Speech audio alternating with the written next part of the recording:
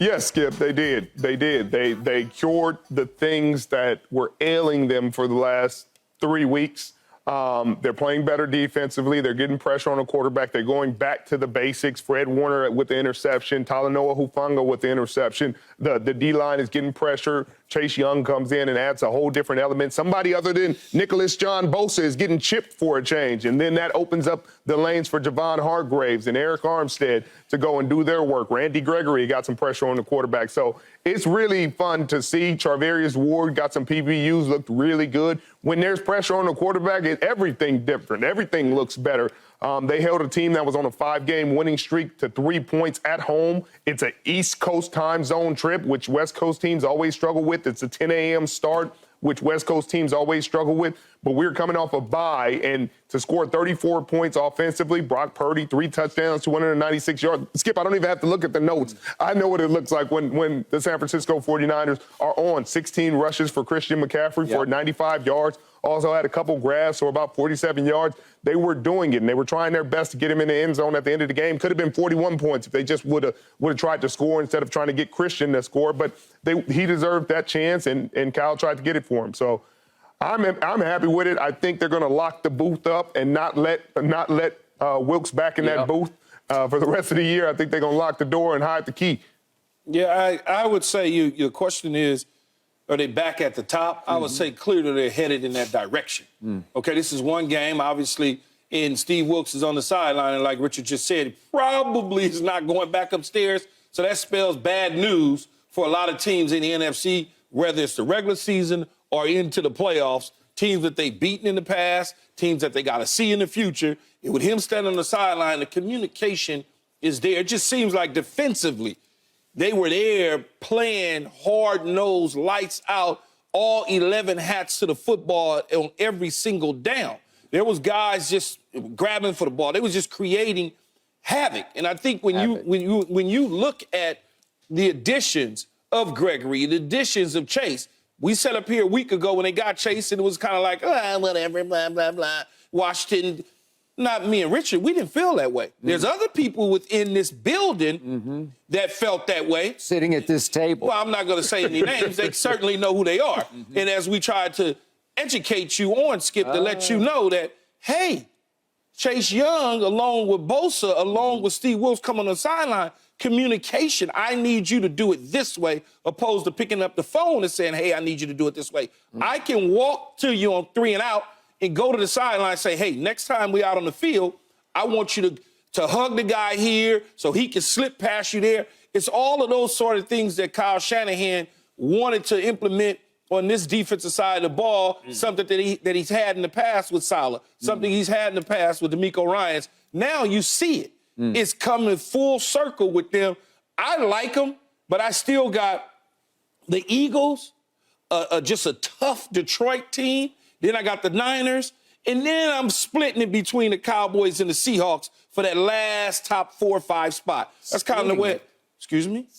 You're fence riding on the last 2? You want to put Dallas ahead of Seattle? I'm just going to split it like.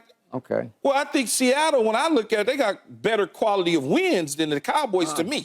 Well, to me, they're about to get stuck with a big just L a couple, in Dallas. Just a couple. Just a couple. I mean, just a couple. You give me a quality Cowboy win, and I'd be a first. But if it makes you happy, Skip, I can put the Cowboys in front. If it just makes you happy, but they're not going in front of the Niners. They're not going in front of Detroit. And we know good and well they ain't going in front of the Eagles. Good and well.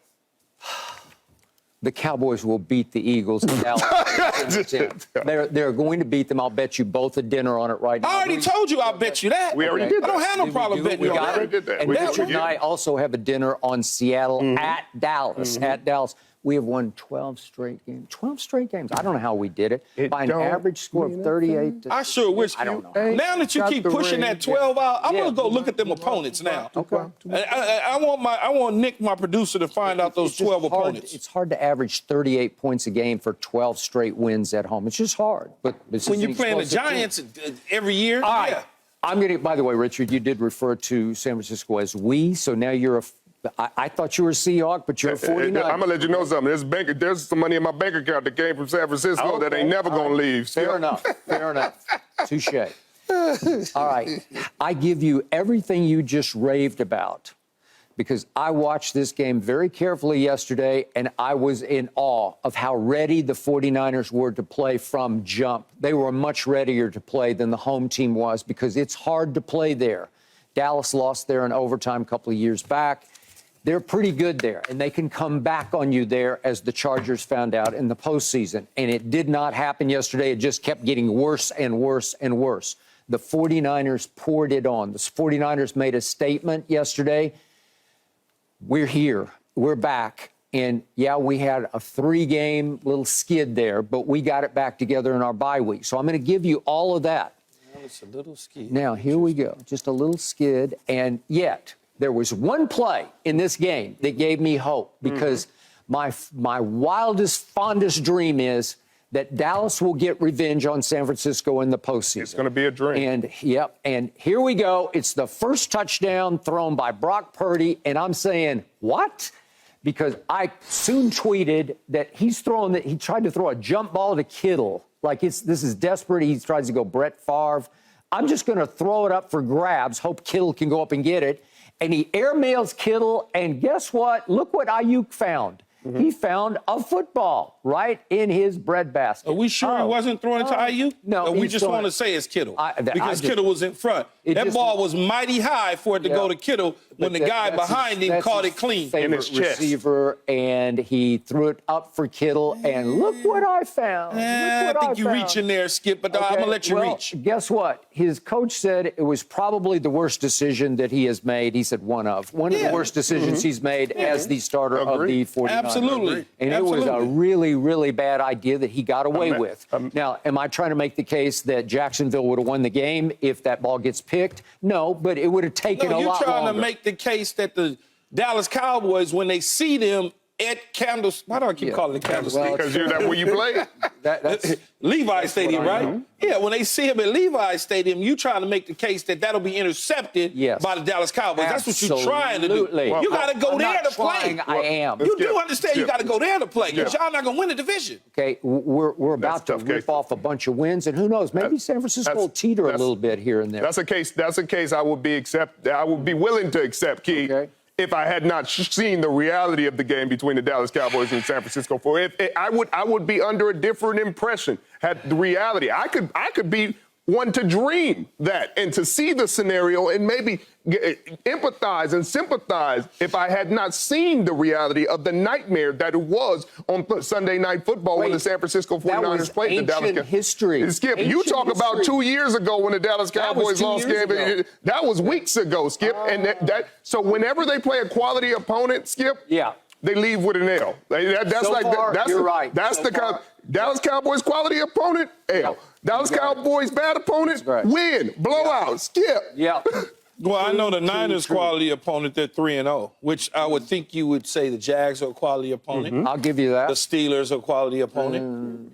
Oh, really, huh? 6-3. All Mike Tomlin does is win. Okay. I just heard you and Michael them sitting up here raving about it, but now it's just I didn't rave. I didn't rave. Are the Dallas Cowboys a quality opponent? Skip?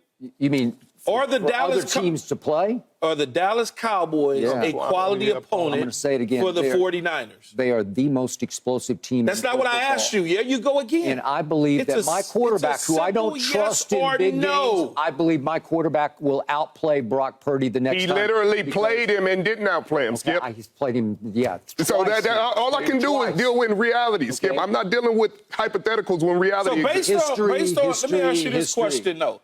Based on what you've seen yesterday by the San Francisco 49ers on both sides of the ball, did that impress you enough or not impress you enough so that you believe that the Dallas Cowboys can walk into Levi Stadium and walk away with a W? So you wasn't impressed with Trent Williams, who was hurt, came in, did his deal, Deebo Samuel, Christian McCaffrey, Chase Young, Bosa, who else? Give me some names. Look, Javon Hargrave, Warner, Fred Warner.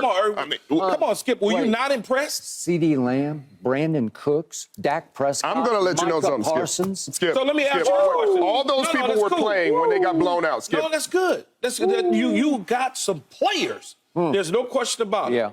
Just give me a yes or no. Don't give me this long, we're this. Don't do that. Yes or no.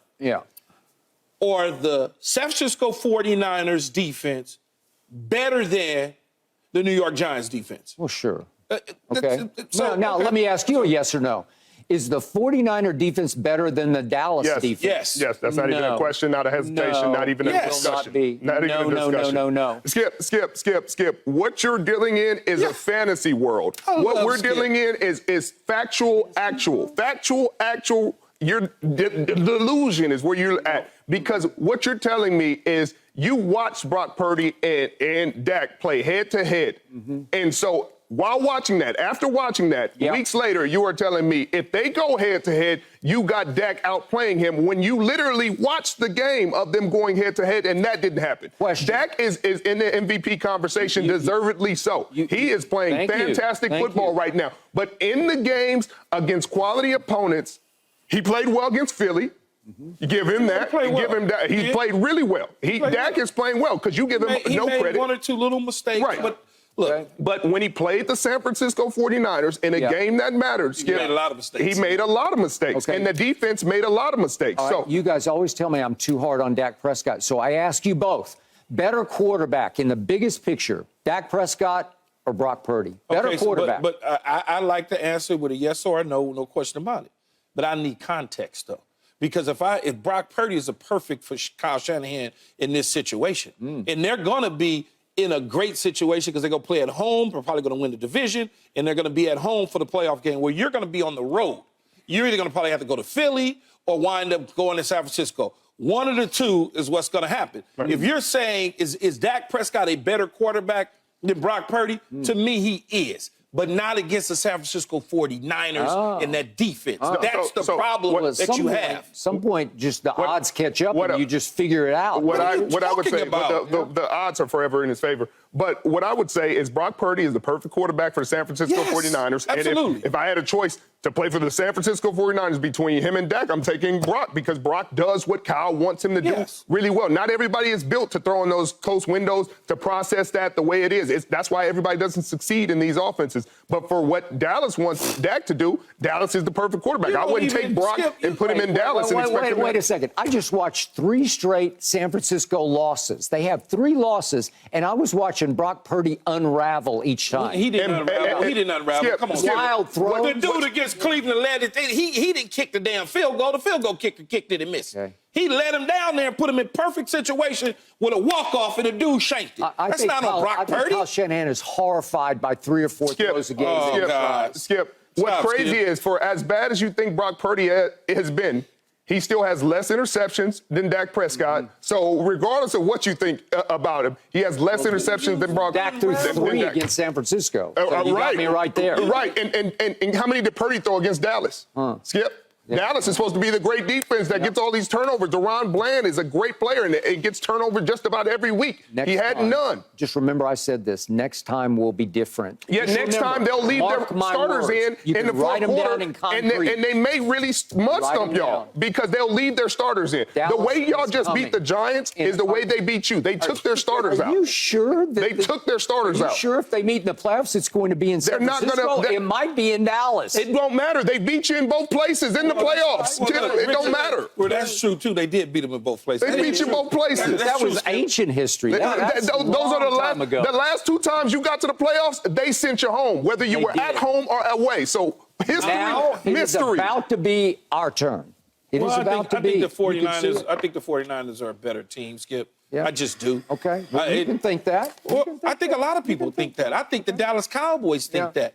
That's why y'all was celebrating the way y'all were against the Chargers, because if you'd have lost that Charger game, who knows which direction was going to celebrate. Michael celebrated. Oh, so Michael's not part of the Cowboys now? Well, he doesn't you play said for he the was Cowboys. A weak. He doesn't play for the Niners, but you claim Richard was a weak. Okay, but you're condemning like all of Dallas for Michael celebrating. So you didn't. We talking about the sideline, Dallas' sideline after that game. You wasn't excited when they beat the Chargers, Skip? You didn't feel like the building was off your back? Yeah, I don't play for the team. That's not what I asked you. Were you excited? Well, sure. Why wouldn't I be? Okay.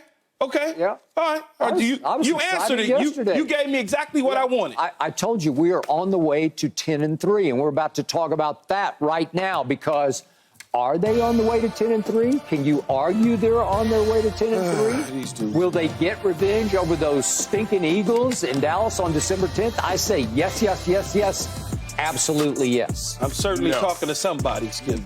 And it might be you. No mercy, no mercy, no mercy. Thanks for watching, Undisputed fans. Do you want more highlights from the show? Make sure to click that subscribe button for all the exclusive content from Undisputed.